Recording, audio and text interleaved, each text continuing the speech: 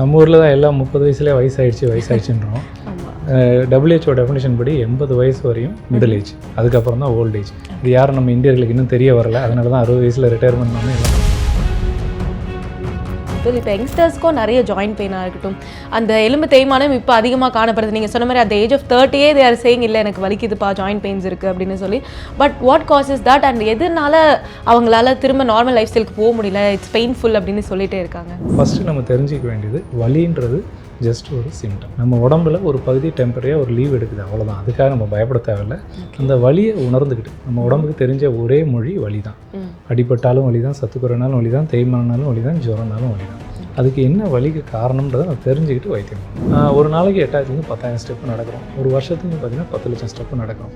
So 65 வயசுக்கிட்ட வரும்போது around நமக்கு எலும்பெல்லாம் ரொம்ப தேஞ்சிருக்கும். அட்வான்ஸ்டு ஓஏ கிரேட் 4 ஓஏவாக இருக்கும். அதுக்கு முன்னாடி நம்ம என்ன பண்ணுவோம், ஒரு எலும்பு வலி வரணும். இப்போது ரொம்ப பிரபலமாக பேசப்படுறது ரொபாட்டிக் சர்ஜரி. ஸோ அந்த ரொபாட்டிக் சர்ஜரின்னு சொல்லும் போது நிறைய பேருக்கு நிறைய மித்ஸ் இருக்குது அப்படின்னு சொல்லலாம், நிறைய மிஸ்கன்செப்ஷன்ஸ் இருக்குது அப்படின்னு சொல்லலாம். So what are the myths that's have been ruling out அப்படின்னு சொல்லுவீங்க? இல்லை, நானே எந்திரன், ஐ ரோபாட் எல்லா படம் பார்த்துட்டு ரோபாட்னா பயப்படுவேன். ஆனால் ரோபாட்ன்றது ஒரு நல்ல டூல். எப்படி நம்ம பல்லுக்கு ஜஸ்ட் ஒரு மில்லிங் பண்ணுறோம், பரு பண்ணுற மாதிரி ரோபாட் என்ன பண்ணுறதுன்னா, ஒரு நாளைக்கு முன்னாடி நாங்கள் ஒரு ஸ்கேன் இமேஜிங் டீட்டெயில் இமேஜ் எடுத்து கம்ப்யூட்டருக்கு ஃபீட் பண்ணிவிட்டு, அந்த கம்ப்யூட்டர் ஃபீடிங் மூலமாக ஒரு பிளானிங்னு ஒன்று பண்ணிவிடுவோம். அந்த பிளானிங் மூலமாக நம்ம அடுத்த நாள் அது துல்லியமாக. Hi, this is Vijay Barney here. Today we have Dr. Akilavendan, Senior Consultant Orthopedic Surgeon from Apollo Specialty Hospitals, Vanagaram. வணக்கம் சார். வணக்கம். எப்படி இருக்கீங்க? நல்லா இருக்கேன். நீங்கள் எப்படி இருக்கீங்க? So good. Thank you for asking. கண்டிப்பாக டாக்டர், இந்த இன்டர்வியூ எனக்கு ரொம்ப தேவையானதுன்னு நினைக்கிறேன். Because I have been seeing so many accidents on the roads. அதாவது நிறைய பேர், நான் மட்டும் இல்லை, நிறைய பேர் இப்போ எக்கச்சக்க ஆக்சிடென்ட்ஸ் ஆயிடுச்சு அப்படின்னு சொல்லலாம். But people doesn't know what to do next. Ambulance call பண்ணுமா, இல்லை ஃபர்ஸ்ட் எய்ட் கொடுக்கணுமா, திடீர்னு தண்ணி எடுத்து ஊற்றுறாங்க அவங்க மேலே, திடீர்னு their checking themselves like they are doctors. So experts knowledge இல்லாமல் நிறைய விஷயம் தப்பு நடக்குது அப்படின்னு நினைக்கிறேன். So first thing they have to do after they see an accident தான் என்ன சொல்லுவீங்க? ஃபஸ்ட்டு திங் நம்ம என்ன பண்ணோம்னா சீன் சேஃப்டின்னு சொல்லுவோம். நம்மளை ப்ரொடெக்ட் பண்ணிக்கணும். நீங்கள் உங்களை ப்ரொடெக்ட் பண்ணிக்கணும். ஏன்னா ஒரு ஆக்சிடென்ட் நடக்கும்போது அடுத்தது ஹை ஸ்பீடு வெஹிக்கிள்ஸ் வரலாம். சிலவங்க தெரியாமல் அந்த ஸ்பீடில் இடிச்சிடலாம் நம்மளை. அதனால் ஃபஸ்ட்டு நம்மளை ப்ரொடெக்ட் பண்ணிக்கணும். அடுத்தது பேஷண்ட்டை முடிஞ்சால் சேஃபாக உங்களால் ஹேண்டில் பண்ண முடியும்னு நினைஞ்சால் ஒரு ஓரமாக கொண்டு போய் வைக்க முடியும்னு நினச்சிங்கன்னா ஸ்பைன், ஹெட்டு எதுவும் டேமேஜ் ஆகாத மாதிரி உங்களால் கொண்டு போக முடிஞ்சால் கொண்டு போகணும். Very important. ஃபஸ்ட்டு நம்ம ஹெல்ப்புக்கு கூப்பிடணும். ஆம்புலன்ஸ் சர்வீஸ் இம்மீடியட்டாக பேராமெடிக்ஸ் இருக்கிற மாதிரி ஒரு ஆம்புலன்ஸ் சர்வீஸை உடனே நம்ம கூப்பிட்டுக்கிட்டோம்னா, பேராமெடிக்ஸ்ன்றவங்க டிரைவர் கிடையாது, அவங்க எல்லாருமே எமர்ஜென்சி பர்சனல். அப்படின்னா என்னென்னா, அவங்களால தேவைப்பட்டதுன்னா ஒரு இன்டிபேட்டே பண்ண முடியும். ரீசெண்டாக கூட ஒரு ஃபேமஸான எனக்கு ரொம்ப பிடிச்ச ஒரு ஆக்டர் தவறிட்டார். அப்போ நான் கூப்பிட்டு எங்கள் ஆம்புலன்ஸ் டிரைவரை கூப்பிட்டு கேட்டேன், ஏன் என்ன ஆச்சு, ஏன் இப்படி இவ்வளோ டெக்னாலஜி இருந்தால் நம்மளை காப்பாற்ற முடியல ஏன் அப்படின்னு கேட்கும்போது அவங்க சொன்னாங்க, இந்த மாதிரி அவங்க ஓன் வெஹிக்கிளில் வந்துட்டாங்க, அது கொஞ்சம் டிலே ஆகிடுச்சு அப்படின்னாங்க. அதனால் அதே எமர்ஜென்சி பர்சனல் இருந்தாங்கன்னா இது சிச்சுவேஷனே வேறு மாதிரி ஹேண்டில் பண்ண முடியும்.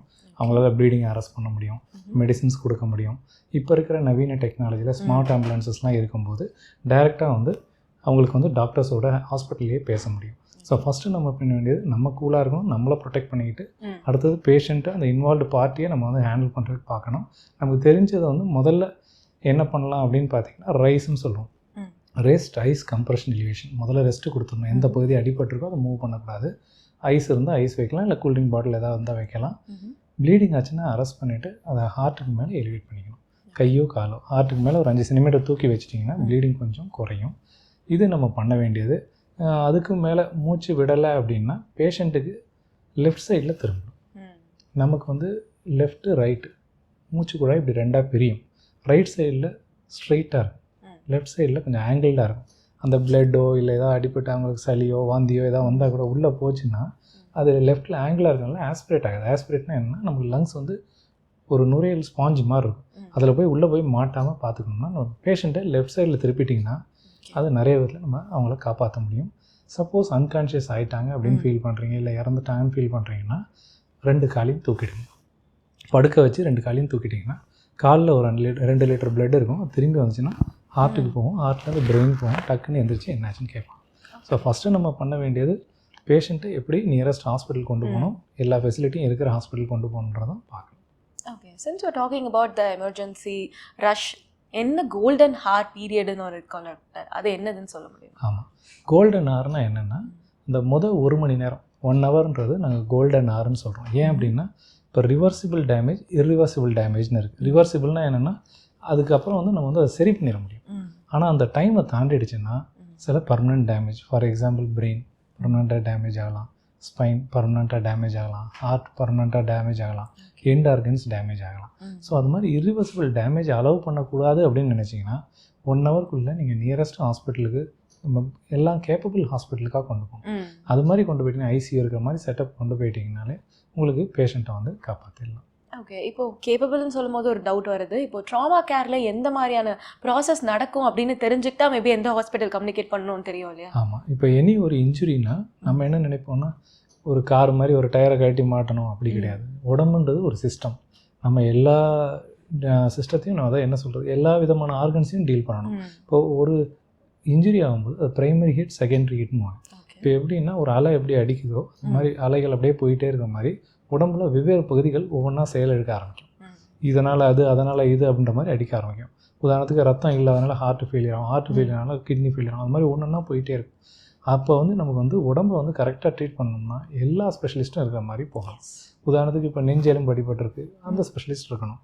தலையில் அடிபட்டிருக்கு, அந்த ஸ்பெஷலிஸ்ட் நியூரோ சர்ஜன் இருக்கணும், கார்டியோதொராசிக் சர்ஜன் இருக்கணும், ஆர்த்தோபெடிக் சர்ஜன் இருக்கணும், அனஸ்தட்டிஸ்ட் இருக்கணும், கிட்னி ஸ்பெஷலிஸ்ட் இருக்கணும், ஹார்ட் ஸ்பெஷலிஸ்ட் இருக்கணும். நம்ம எதாவது போயிட்டு இல்லை ஒரு பல்லு அடிபட்டிருக்கு, ஒரு ஃபேஷியோ மேக்ஸிலரி சர்ஜன் இருக்கணும், யூரின் பிளாடர் ஏதாவது அடிபட்டிருக்கு, அது வந்து யூராலஜிஸ்ட் இருக்கணும். ஸோ எல்லா ஸ்பெஷலிஸ்ட்டும் இருக்கிற ஹாஸ்பிட்டலாக போகும்போது நமக்கு அந்த ட்ரீட்மெண்ட் வந்து கொஞ்சம் சுலபமாகவும் இருக்கும். வேகமாக நடக்கும்போது நான் சொன்ன மாதிரி அந்த கோல்டன் ஹவருக்குள்ளே சில ட்ரீட்மெண்ட்டை பண்ணும்போது நமக்கு வந்து ரிசல்ட் வந்து நல்லாயிருக்கும். ஸோ இப்போது இன்னொரு காமனான விஷயம் என்னென்னா எல்டர்லி பீப்புளுக்கு அந்த ஆர்த்தோபேடிக் சிம்டம்ஸ் வந்து நிறைய வருது அப்படின்னு சொல்லலாம். ஸோ என்னெல்லாம் காமனாக நீங்கள் பார்க்குறீங்க அப்படின்னு சொல்ல முடியுமா டாக்டர்? ஆமாம், நம்ம ஊரில் தான் எல்லாம் 30 வயசுலேயே வயசாகிடுச்சுன்றோம். WHO டெஃபினிஷன் படி 80 வயசு வரையும் மிடில் ஏஜ், அதுக்கப்புறம் தான் ஓல்ட் ஏஜ். இது யாரும் நம்ம இந்தியர்களுக்கு இன்னும் தெரிய வரல. அதனால தான் 60 வயசில் ரிட்டையர்மெண்ட்னு எல்லாம் பயந்துக்கிட்டு இருக்கோம். ஃபஸ்ட்டு நம்ம தெரிஞ்சிக்க வேண்டியது வலின்றது ஜஸ்ட் ஒரு சிம்டம். நம்ம உடம்புல ஒரு பகுதி டெம்பரரியாக ஒரு லீவ் எடுக்குது, அவ்வளோதான். அதுக்காக நம்ம பயப்பட தேவையில்லை. அந்த வலியை உணர்ந்துக்கிட்டு நம்ம உடம்புக்கு தெரிஞ்ச ஒரே மொழி வலி தான். அடிபட்டாலும் வலி தான், சத்துக்குறைனாலும் வலி தான், தேய்மானாலும் வலி தான், ஜுரம்னாலும் வலி தான். அதுக்கு என்ன வலிக்கு காரணம்ன்றதை நம்ம தெரிஞ்சுக்கிட்டு வைத்தியம் பண்ணணும். சத்து குறைவு இருக்கலாம், ஏன்னா ஒரு வயதுக்கு மேலே சுகர் இருக்குது, பிபி இருக்குது, சாப்பிடாதீங்க, அதை சாப்பிடாங்க, இதை சாப்பிடாங்கன்னு சொல்லி நம்ம எவ்வளோ சாப்பிட்டாதான் இவ்வளோண்டு கிடைக்கும் பயோஅவைலபிலிட்டின்னு. சாப்பிட்ற சத்து உள்ளே போய் சேரலைன்னா அந்த பகுதி வீக்காக இருக்கும், வலியாக இருக்கும். அதனால் வந்து அது சத்து குறைவாக இருந்தால் அதை கரெக்ட் பண்ணிக்கணும். அடுத்து வந்து எக்ஸசைசஸ் எல்லாம் பண்ண வேண்டியிருக்கும். எலும்பு தேய்மானம் எதாவது இருந்ததுன்னா அதுக்குள்ளே உரிய வைத்தியத்தை பண்ணோம்னா இதெல்லாம் சரியாகி வந்துடும். ஓகே. அண்ட் இப்போ எல்டர்லி பீப்புளுக்கு இப்போ அந்த ஃபாலாக இருக்கட்டும், ஃப்ராக்சராக இருக்கட்டும், ரொம்ப they are prone to it அப்படின்னு சொல்லலாம். ஸோ அது தவிர்க்கிறதுக்கு அவங்க என்னெல்லாம் பண்ணலாம், லைஃப் ஸ்டைல் சேஞ்சஸ் நீங்கள் சொல்லுங்கள். இப்போ வயதானவங்களுக்கு என்ன பிரச்சனைனா, இப்போ நமக்கு வந்து 30 வயசு வரையும் தான் எலும்பு வந்து ஸ்ட்ராங் ஆகிட்டு போகும். அதுக்கப்புறம் அது வந்து குறைய ஆரம்பிச்சிடும், அது அந்த கிராஃப் வந்து கீழே வர ஆரம்பிச்சிடும். அதுக்கு காரணம் என்னென்னா நம்ம லைஃப் ஸ்டைல். எங்கள் அப்பா சொல்லுவார், முதல்ல வந்து எல்லாம் வி ஷேப்பில் இருந்தோம், அப்புறம் யூ ஷேப் வந்து ஏ ஷேப்பில் இருக்கும் அப்படின்னு. அது மாதிரி இப்போ எல்லோரும் வந்து ஒபிசிட்டி, அதுக்கப்புறம் ஜெனட்டிக் ஃபேக்டர்ஸ், நிறைய ஜங்க் சாப்பிட்டுட்டு இருக்கோம், என்னென்ன சாப்பிடக்கூடாது எல்லாம் சாப்பிட்டுட்டு இருக்கனால இப்போ வந்து உடம்பு ரொம்ப வீக் ஆகிட்டு இருக்கு. ஸோ அதனால் ஹெல்த்தி பாயிண்ட் ஆஃப் வியூவில் நம்ம வாழ்ந்துக்கிட்டு வந்தோம்னாலே இந்த ஆஸ்டியோபோரோசிஸ்னு ஒன்று தான் வந்து தடுக்கலாம். ஆஸ்டியோபோரோசிஸ்னால் என்னென்னா நம்ம உடம்பு வந்து எலும்பு வந்து 6 மடங்கு அதிகம் ஃப்ராக்சருக்கு. ஒரு சாதாரண மனிதன் விழுகிறாரு, ஒரு ஆஸ்டியோபோரோசிஸ் உள்ள பேஷண்ட் விழும்போது 6 மடங்கு அதிகம். அதனால் அந்த 60 வயசுக்கு மேலே சும்மா ஸ்லிப்பாகி விழுவாங்க, இடுப்பிலும் உடஞ்சிருச்சு, முதுகெலும் உடஞ்சிருச்சு அப்படின்னு சொல்லுவாங்க. ஸோ அந்த மாதிரி உடையாமல் தடுக்கணும் அப்படின்னு நினச்சிங்கன்னா நம்ம வந்து எலும்பை வந்து உறுதிப்படுத்தணும். அதுக்கு என்ன பண்ணணும், நல்ல ஹெல்த்தியான சாப்பாடு சாப்பிடணும், எக்ஸசைஸ் பண்ணணும், கொஞ்சம் வந்து ஸ்மோக்கிங், ஆல்கஹால் அதெல்லாம் அவாய்ட் பண்ணி. ஓகே. ஸோ இப்போ ஹெல்த்தி ஃபுட்ஸ் அப்படின்னு சொல்லும்போது நிறைய பேர் healthy eating and healthy lifestyle அப்படின்னு ஃபாலோ பண்ண ஆரம்பிக்கிறாங்க. But what is the proper diet that we should follow for the bone strengthening அப்படின்னா என்ன சொல்லுவீங்க? ஆமாம், இப்போ நம்ம வந்து கால்சியம், விட்டமின் டி ரொம்ப முக்கியம்.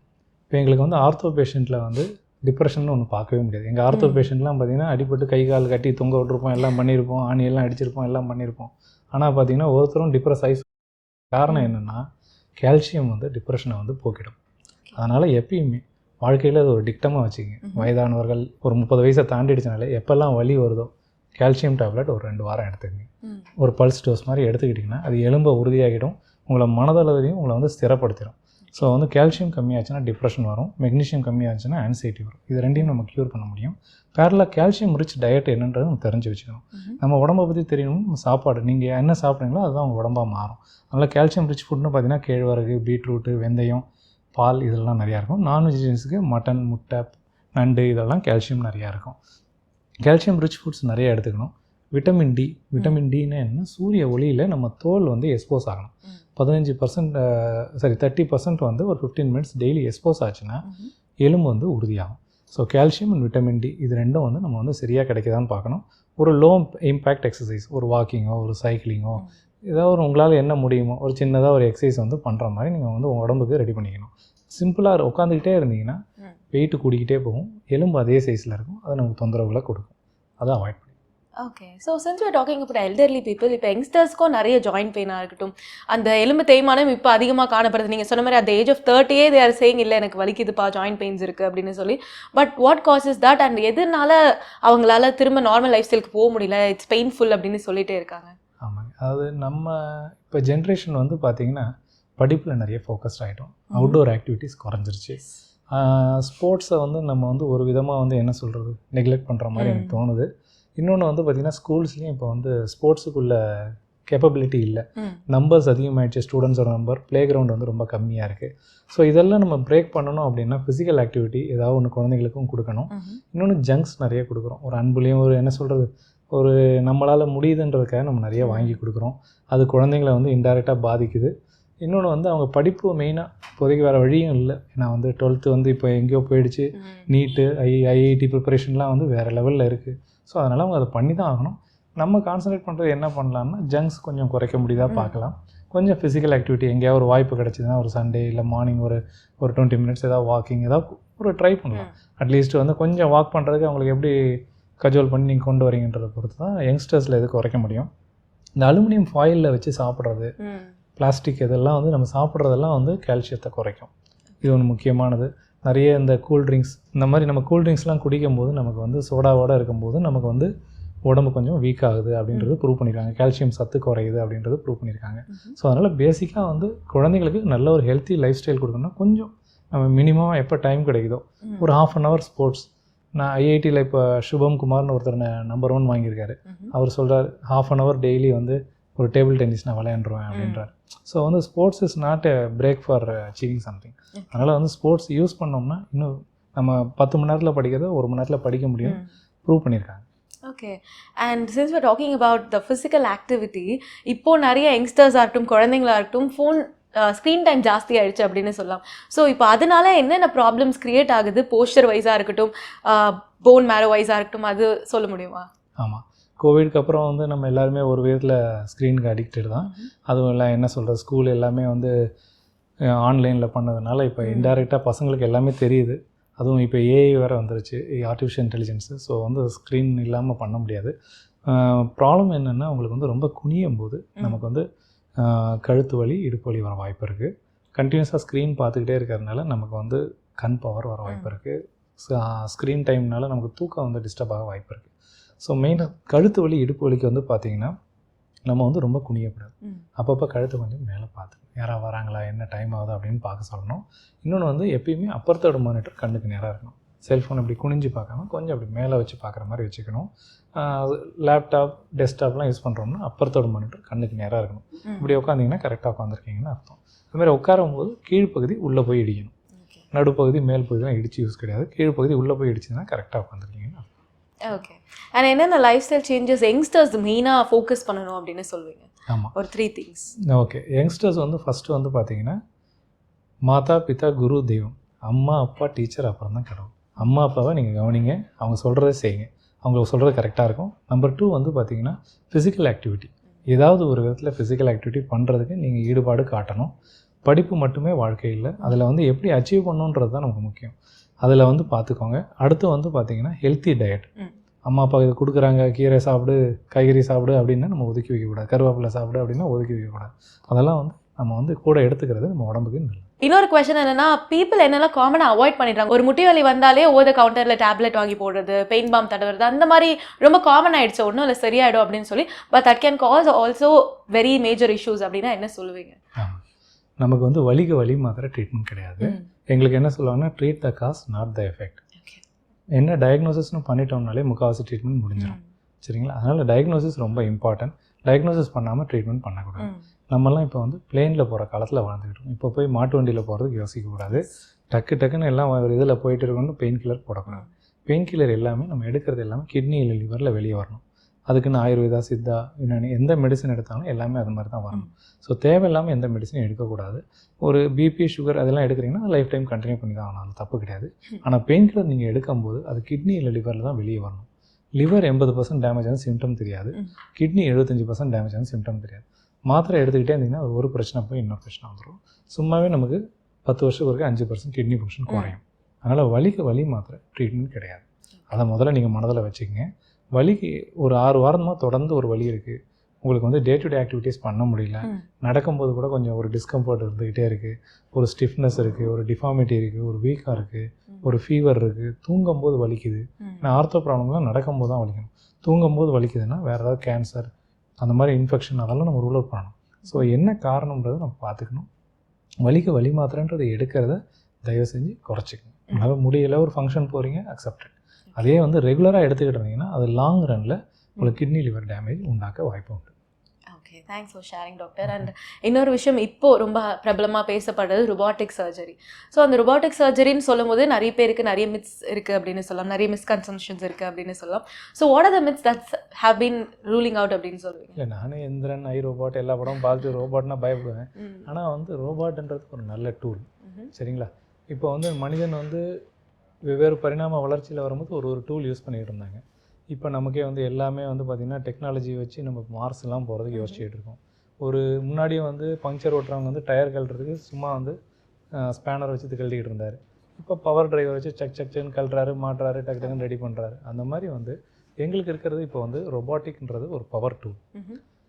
எப்படி நம்ம பல்லுக்கு வந்து ஜஸ்ட் வந்து ஒரு மில்லிங் பண்ணுறோம், பரு பண்ணுற மாதிரி ரோபாட் என்ன பண்ணுதுன்னா, ஒரு நாளைக்கு முன்னாடி நாங்கள் ஒரு ஸ்கேன் இமேஜிங் டீட்டெயில் இமேஜ் எடுத்து கம்ப்யூட்டருக்கு ஃபீட் பண்ணிவிட்டு அந்த கம்ப்யூட்டர் ஃபீடிங் மூலமாக ஒரு பிளானிங்னு ஒன்று பண்ணிவிடுவோம். அந்த பிளானிங் மூலமாக நம்ம அடுத்த நாளில் அது துல்லியமாக அந்த இம்ப்ளான்ட்டை வைக்க முடியும். அந்த நம்ம முன்னாடி ஃபுல்லாக வந்து கட் பண்ணுறது தான் பண்ணிக்கிட்டு இருக்கோம். இப்போ அப்படி கிடையாது.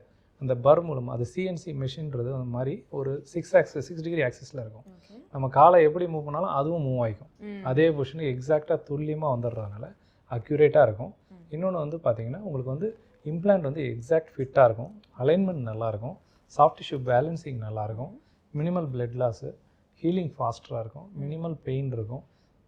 மோரோவர் இம்ப்ளான்ட்டோட லாங்கிவிட்டி ரொம்ப அதிகமாக இருக்கும். இப்போ யூஸ்வலாக வந்து எங்களுக்கு முன்னாடி வந்து ஒரு 18 வருஷம் 20 வருஷம் வர இம்ப்ளான்ட் வந்து இப்போ எங்களுக்கு வந்து 25லேருந்து 30 வருஷம் வரையும் எங்களால் ப்ரொலாங் பண்ண முடியுது. ஸோ ஒரு சில சர்ஜரியை வந்து பர்ஃபெக்டாக பண்ணக்கூடிய டெக்னாலஜி வந்து ரோபாட்டில் இருக்குது. ஆனால் இது எல்லாருக்கும் பொருந்துமான்னு கேட்டால் கிடையாது.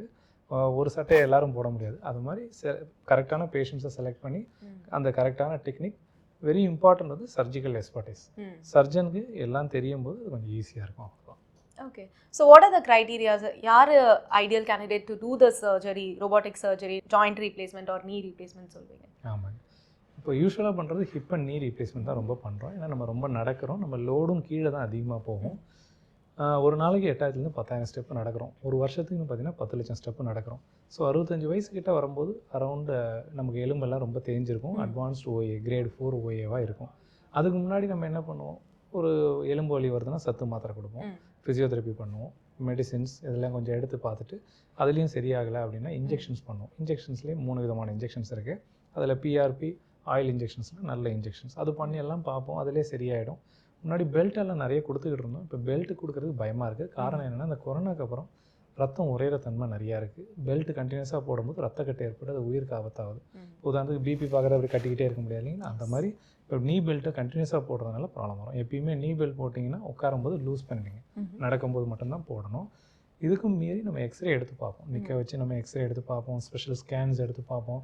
அதுலேயும் ரொம்ப தேய்மானம் இருந்தால் தான் சர்ஜரிக்கு சொல்லுவோமே தவிர சர்ஜரி ஃபஸ்ட் ஆப்ஷன் கிடையாது, அது எண்டாவது ரோட் ஆப்ஷன். ஆனால் சர்ஜரி பண்ணுறதுனால இப்போ டே ஒன்லே, அதாவது இன்றைக்கி ஆப்ரேஷன் பண்ணுறோம், ஈவினிங்கே எங்களால் நடக்க வைக்க முடியும். அந்த அளவுக்கு இப்போ டெக்னாலஜிக்கல் அட்வான்ஸ்மெண்ட்ஸ் நல்லா இருக்குது. ஆப்ரேஷன் பண்ணுறதுக்கு இண்டிகேஷன் இருந்தால் தான் பண்ணணும். இண்டிகேஷன் என்னென்னு பார்த்தீங்கன்னா, சிவியர் பெயின், அளவுக்கு அதிகமான பெயின், வீக்கம், நடக்கும்போது ரொம்ப தொந்தரவாக இருக்குது, என்ன பண்ணாலும் ஃபிசியோதெரபி மெடிசின் எது கொடுத்தாலும் சரியாகலை. அடுத்து வந்து பார்த்திங்கன்னா உங்களுக்கு வந்து டே டு டே ஆக்டிவிட்டீஸை டிஸ்டர்ப் பண்ணிக்கிட்டே இருக்குது அப்படின்னா நம்ம 65 வயசுன்னு கூட பார்க்க மாட்டோம். சில நேரத்தில் யங் ஏஜ்லேயே கூட அவங்க குவாலிட்டி ஆஃப் லைஃப் ரொம்ப பாதிக்கப்படுது. இதனால் அவங்களோட பெயின் கில்லர் ரெக்குயர்மெண்ட் அதிகமாக இருக்குது. நான் சொன்ன மாதிரி கிட்னி லிவரை ப்ரொடெக்ட் பண்ணுறதுக்காக யங் ஏஜில் கூட ஆப்ரேஷன் தேவைப்பட்டதுன்னா பண்ணுவோம். Okay. So is it safe அப்படின்ற ஒரு கொஸ்டினும் மக்களுக்கு எழும்புது. பிகாஸ் பெயின்லெஸ்ஸாக இருக்குது, ஸ்பீடி ரெக்கவரி அதெல்லாம் தெரியும், பட் அது சேஃபாக இருக்குமா, யார் அதை ஆப்ரேட் பண்ணுவா அப்படின்ற ஒரு கொஸ்டினும் இருக்குது. இது வந்து பியூர் வந்து பார்த்திங்கன்னா medical and engineering collaboration. Science and technology எப்படி ஒரு கம்ப்யூட்டர் இருக்கும்போது நமக்கு ஒரு தெம்பு இருக்கோ, செல்ஃபோன் இருக்கும்போது நமக்கு ஒரு தெம்பு இருக்கோ, ஒரு வெதர் இன்புட்டை எப்படி அது கொடுத்துக்கிட்டு இருக்கோ, அந்த மாதிரி எங்களுக்கு வந்து சர்ஜரி அப்போ எல்லாமே சர்ஜனுக்கு போகும். Final call will be taken by the surgeon. இது ரோபாட் தனியாக ஆப்ரேட் பண்ணாது, அதை தெரிஞ்சுக்கணும். நம்ம ரோபாட்டுக்கிட்ட ஃபுல்லாக நாங்கள் யாரும் கையில் கொடுக்கவில்லை. இது வந்து சர்ஜன் தான் பண்ணுவார். சர்ஜன் பண்ணுறத வந்து சொல்கிறது தான் அது பண்ணும். சரிங்களா? இதில் வந்து நோ டவுட் அபவுட் இட். இப்போ இருக்கிற டெக்னாலஜியில் 3rd ஜென்ரேஷன் ரோபாட் அருமையான ரோபாட்டு. நம்ம சொல்கிறது அது கரெக்டாக செஞ்சு கொடுக்குது, அக்யூரேட்டாக இருக்கும், ரிசல்ட் வந்து நல்லாயிருக்கும். சேஃப் வந்து பார்த்திங்கன்னா 100% சேஃப். ஏன்னா வந்து இதெல்லாம் FDA அப்ரூவ், அதனால் நம்ம ஒரி பண்ணிக்க வேண்டாம். Okay. So as an orthopaedic surgeon நீங்கள் அந்த ட்ரெடிஷ்னல் சர்ஜரிக்கும் இப்போ இருக்க ரொபாட்டிக் அசிஸ்டட் சர்ஜரிக்கும் என்ன டிஃப்ரென்ஸ் நீங்கள் பார்க்குறீங்க? How healthy it has change the environment அப்படின்னு சொல்லுங்கள். ஆமாம். இப்போ ட்ரெடிஷ்னல் சர்ஜரின்றது வந்து பார்த்திங்கன்னா நமக்கு ஐபாலிங்னு ஒன்று இருக்கும். ஐபாலிங்னா என்னென்னா, இப்போ நீங்கள் ஒரு ட்ரில் பண்ணுறீங்க, நம்ம இப்படி பார்க்குறது ஐபாலிங். அதே வந்து பார்த்திங்கன்னா ரோபாட் மூலமாக பண்ணும்போது அது துல்லியமாக இருக்கும். அது வந்து பார்த்திங்கன்னா 6 டிகிரி ஆக்சிஸில் அந்த ஸ்கேனெல்லாம் கொடுத்து ஒரு ப்ரீ ஆப்ரேட்டிவ் பிளானிங்கோட அக்யூரேட்டாக துல்லியமாக இருக்கிறதுனால இந்த ஐபாலிங்கிற எஃபெக்ட் நமக்கு இருக்காது. மில்லிமீட்டர் அக்யூரஸியில் நம்மளால் பண்ண முடியும். அதனால் வந்து ரிசல்ட் வந்து நல்லாயிருக்கும். லாங்கிவிட்டி ஆஃப் த இம்ப்ளான்ட்டும் நல்லாயிருக்கு. ஓகே.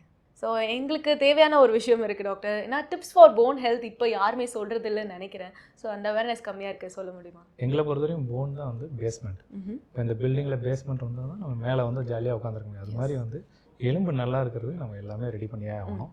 எலும்பு உறுதியாகிறது ஃபஸ்ட்டு நம்ம பண்ண வேண்டியது நல்ல உடல் உழைப்பு. உல்ஸ்லான்னு சொல்லுவோம். நீங்கள் எவ்வளோக்களை யூஸ் பண்ணுறீங்களோ அவ்வளோக்களே எலும்பு ஸ்ட்ராங் ஆகிடும். இந்த ஸ்பேஸுக்கெல்லாம் ஒரு 6 மாதம் போயிட்டு திரும்பி வருவாங்க, படுக்க வச்சு இப்படி தூக்கிட்டு போயிட்டு இருப்போம். காரணம் என்னென்னா அவங்களுக்கு வந்து அந்த இம்பேக்ட் இருக்காது. அதனால் எலும்பு வீக் ஆகிடும், பலபலன்னு ஆகிடும். அதனால் யூஸ் பண்ண எலும்பு நல்லாயிருக்கும். அதனால் ஆர்த்தோ ப்ராப்ளம் உள்ளவங்க யூஸ் பண்ணலாமா வேண்டாமான்னு கேட்கவே கூடாது. என்றைக்கும் யூஸ் பண்ணிக்கிட்டு தான் இருக்கணும். ஆனால் வந்து லோ இம்பேக்ட் எக்ஸசைஸாக இருந்தால் நல்லது. வாக்கிங், சைக்கிளிங், ஸ்விம்மிங் அந்த மாதிரி பண்ணும்போது நல்லது. அடுத்து வந்து பார்த்திங்கன்னா ஹெல்த்தி லைஃப் ஸ்டைல். நம்ம சாப்பிடும்போது என்ன சாப்பிட்றோன்றது நான் ஏற்கனவே சொன்ன மாதிரி கால்சியம், விட்டமின் டி உள்ள ப்ராடக்ட்ஸ் எடுத்துக்கணும். அடிஷ்னலாக இப்போ சொல்கிறது விட்டமின் கே, மெக்னீஷியம், ஜிங்க் இதெல்லாம் கூட எடுத்துக்கிறது நல்லது. அடுத்து வந்து பார்த்திங்கன்னா உங்களுக்கு வந்து ஸ்மோக்கிங், ஆல்கஹால், இந்த கெட்ட பழக்கங்கள் எதுவுமே நம்ம வந்து வச்சுக்கூடாது. இதெல்லாம் என்ன ஆகும்னா நமக்கு வந்து எலும்போட ஸ்ட்ரென்த்தை வீக் ஆகிடும். ஸ்மோக்கிங்கில் 5000 கெமிக்கல் இருக்குது. அதில் ஒரு கெமிக்கல் நிக்கோட்டின்றது இந்த ரத்தம் ஓடுறதை குறைக்க ஆரம்பிச்சிடும். ரத்த ஓட்டத்தை குறைக்கும் போது இந்த சத்து போய் சேராது, எலும்பு வீக் ஆகாமல் பிரிட்டில் ஆகிடும். அதனால் ஸ்மோக்கிங், ஆல்கஹாலை குறைச்சிடணும். அடுத்து வந்து பார்த்திங்கன்னா செடென்ட்ரி லைஃப் ஸ்டைல் கொஞ்சம் கொஞ்சமாக குறைச்சிட்டு வந்துடுங்க. நீங்கள் உட்காந்தே இருக்கீங்கன்னா என்ன பண்ணலாம்? கொஞ்சம் தண்ணி நிறைய குடிங்க. ஒரு 2 மணி நேரத்துக்கு ஒரு 2 கிளாஸ் தண்ணி குடிச்சிங்கன்னா ஆட்டோமேட்டிக்காக எழுந்திரிச்சு போயிட்டு வருவீங்க, கரெக்டாக இருக்கும். அந்த மாதிரி உங்களுக்கு ஒரு ஃபிசிக்கல் ஆக்டிவிட்டி ஏதாவது ஒன்று பண்ணிக்கணும். அடுத்து சன்லைட் எக்ஸ்போஷர் ரொம்ப முக்கியம். நம்ம வந்து எப்படியாவது கொஞ்சம் சன்லைட் எக்ஸ்போஷர் கொஞ்சம் வச்சுக்கணும். சண்டேவாவது, ஏன்னா நம்ம எல்லாருமே காலைல கிளம்புறோம், நைட்டு வரோம். அதனால் நமக்கு வந்து அந்த எக்ஸ்போஷர் கம்மியாக இருக்கிறதுனால சண்டே ஒரு வாட்டியாவது கொஞ்சம் வெயில் அப்படியே கொஞ்சம் நடந்து போகிற மாதிரி கொஞ்சம் பார்த்துக்கணும். இதெல்லாம் உங்களுக்கு ஹெல்ப்ஃபுல்லாக இருக்கும். Okay doctor. அண்ட் இன்னொரு காமன் விஷயம், இப்போது லைஃப் ஸ்டைல் பற்றி பேசும்போது இந்த 10K ஸ்டெப்ஸ் நான் நடந்தால் வந்து ஹெல்தியராக இருப்பேன் அப்படின்னு சொல்லி, is it really count 10K நடக்கணும் அப்படின்ற ஏதாவது ஒரு இருக்கா, இல்லை மித்துன்னு சொல்லுங்கள்? டெஃபினட் அதில் மித்துன்னு ஒன்று சொல்ல முடியாது. நீங்கள் எவ்வளோ கலோரின்றதை வச்சு கால்குலேட் பண்ணும்போது 10Kன்றது ரஃபாக அதுக்கு மேட்ச் ஆகும். ஓகே. ஸோ அதனால் நம்ம இன்புட்க்கு ஏற்ற மாதிரி இப்போ அவுட்புட் கொடுக்கணும். அதனால் நம்ம வந்து எக்ஸசைஸ் பண்ணுறதுன்றது நம்ம டார்கெட் 10Kவாக இருந்தாலும் நம்ம ப்ளஸ் ஆர் மைனஸ் இருக்கிறது தப்பு இல்லை. சில நேரத்தில் நம்ம பேக்கும் எடுத்துக்கலாம், சில நேரத்தில் ஃபார்வர்டும் போய்க்கலாம். ஆனால் வீக்லி த்ரைஸ் அட்லீஸ்ட் ஒரு 20 மினிட்ஸ் வாக்கிங் வந்து பண்ணுறது வந்து நல்லது. 10Kன்றது ஒரு டார்கெட்டாக வச்சு பண்ணும்போது நமக்கு அது வந்து என்ன சொல்கிறது, ஒரு 3 வாரம் பண்ணிட்டீங்கன்னா அது ஒரு ஹேபிட் ஆகிடும். அது உங்களுக்கு இன்டெரக்டாக உங்களுக்கு ஹெல்த்தி லைஃப் ஸ்டைலாக கொடுத்துரும். அதனால் நீங்கள் ஒரு டார்கெட் ஃபிக்ஸ் பண்ணி ஒரு 3 வீக்ஸ் ப்ராக்டிஸ் பண்ணி தப்பு பண்ணிக்கிறேன். ஓகே. அண்ட் இன்னொரு விஷயம், இப்போ ஜிம் போகிற எல்லாருக்குமே சில பேருக்கு முட்டி வலி அதிகமாக வருது அப்படின்னு சொல்கிறாங்க. திடீர்னு டெட் லிஃப்ட் பண்ணும்போது எனக்கு ஜாயின் பண்ண அதிகமாச்சு, அது ஏன்னு எனக்கு தெரியல அப்படின்னு சொல்கிறாங்க. So what really causes the problem gym போகிறவங்களுக்குன்னு சொல்லுவீங்க? ஆமாம், எப்பயுமே ஜிம்மை வந்து பண்ணும்போது நம்ம சேஃப்டி மெஷர்ஸோடு பண்ணணும். அதுக்குள்ளே பெல்ட்டோ இல்லை நீ கேப்போ அது மாதிரி போட்டுட்டு தான் பண்ணணும். எப்பயுமே ஹைட்ராலிக் மோடில் பண்ணுறதுக்கு ட்ரை பண்ணுங்கள். கிராஜுவலாக கொஞ்சம் கொஞ்சமாக வெயிட் லிஃப்டிங் அதெல்லாம் வந்து இன்க்ரீஸ் பண்ணி போகணுமே தவிர டே ஒன்லேயே எல்லாம் பண்ணணும்னு ஆசைப்படாங்க. பேராசை பெருநஷ்டம்னு ஒரு பழமொழி இருக்கு. அதனால் ஒரே நாளில் எல்லாம் அச்சீவ் பண்ணணுன்றதை விட கொஞ்சம் கொஞ்சமாக அது உங்களுக்கு டியூனாக செட் ஆக நீங்கள் பண்ணிட்டு வந்தீங்கன்னா கண்டிப்பாக உங்களுக்கு நல்லாயிருக்கும். பெயின் இருக்குன்னா கொஞ்சம் கேர்ஃபுல்லாக பண்ணுங்கள். ஏதாவது ஒன்று நம்ம தப்பாக பண்ணுறோன்ற மாதிரி எனக்கு ஃபீல் ஆகுது. நம்ம எப்பயுமே வார்ம் அப் கூல் டவுன் இது ரெண்டும் ஞாபகம் வச்சுக்கணும். வார்ம் அப் கூல் டவுன்றது என்னென்னா நமக்கு positive muscles negative muscles 2 group muscles இருக்குது. Along the gravity against the gravity. அந்த 2 குரூப் மசில்ஸையும் ஈக்குவலாக ஸ்ட்ரென்தன் பண்ணிட்டு நீங்கள் எக்ஸசைஸ் பண்ணிட்டு வந்தீங்கன்னா இந்த மாதிரி பெயினை வந்து அவாய்ட் பண்ணிக்கலாம். அது மாதிரி ஹெல்த்தி லைஃப் ஸ்டைல் நம்ம வந்து சாப்பிட்றது எல்லாமே பார்த்துக்கணும். அதே மாதிரி தூக்கம் வந்து ரொம்ப முக்கியம். இதை நான் சொல்ல மாட்டேன். தூங்குறது வந்து நம்ம உடம்பு மனசு எல்லாமே ஹீல் ஆகுறது தூங்கும் போது தான் ஹீல் ஆகும். அதனால் வந்து நல்ல ஒரு தூக்கம் ஒரு 8 hours ஸ்லீப் இருந்ததுனாலே ஆட்டோமேட்டிக்காக இந்த பெயின் ஃபேக்டர்லாம் காலையில் எந்திரிச்சு பார்க்கும்போது சரியா. Okay, thank you so much doctor for sharing. Thank you. Okay.